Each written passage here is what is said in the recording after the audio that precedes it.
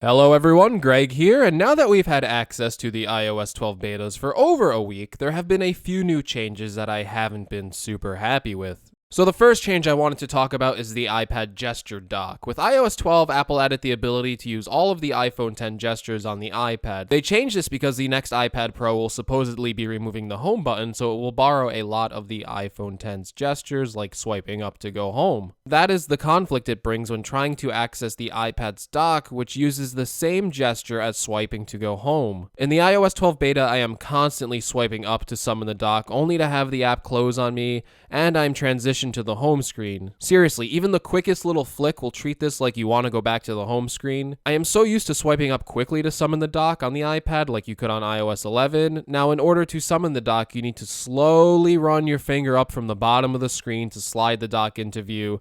It's a really frustrating experience, especially for someone like me who is used to iOS 11, where you just swipe up as fast as you can in the dock summon. So I really think they need to add some changes to make sure this feature isn't as annoying to use, to make sure you aren't actually going home when you want to summon the dock. Another bad change in iOS 12 is again Apple mimicking the iPhone 10's gestures instead of keeping something that already works so well on iOS 11. I'm talking about Control Center. Apple previously let you swipe up into multitasking view, and on the right side of the iPad screen would have the Control Center ready to access at any time in the multitasking view. With iOS 12, you now have to swipe the top right of the screen to pull down Control Center. This mimics the exact gesture of accessing Control Center on the iPhone 10. It's a little awkward to swipe the Control Center down, especially when using the device in portrait mode, and I imagine this process is even worse when using the 12.9-inch iPad Pro.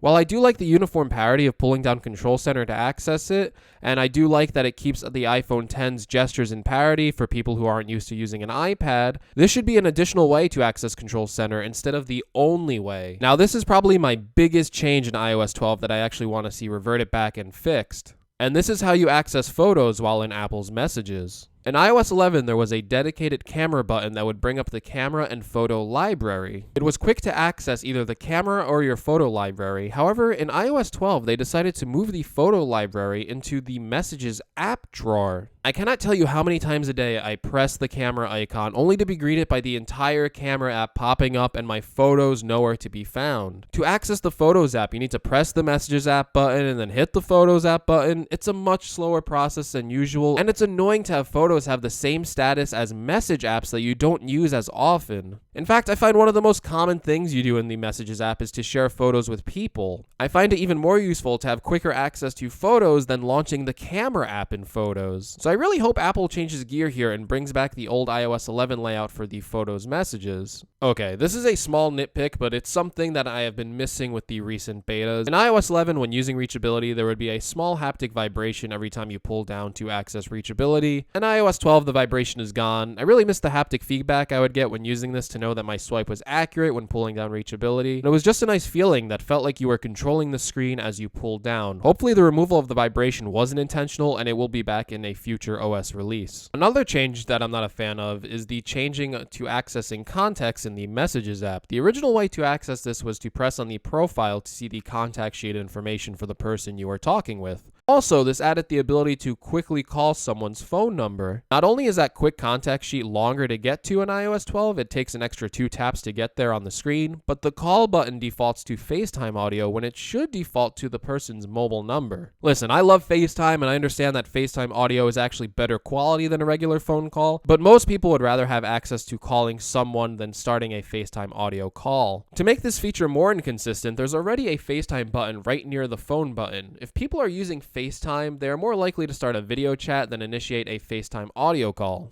Apple should default this phone button to a regular phone call, and they should bring back the contact sheet when tapping the profile photo in Messages. Although those 5 changes did annoy me, I have overall really been enjoying the rest of the changes to iOS 12, but I hope Apple will fix these 5 changes before iOS 12 is released to the public. Thanks again for watching the video, everyone. If you liked the video, make sure you leave a like, subscribe to my channel to see more content, hit the notification bell to stay up to date on all of my content. Let me know what you think of the iOS 12 changes in the comments below, and I will see you in the next video. Take care, everyone.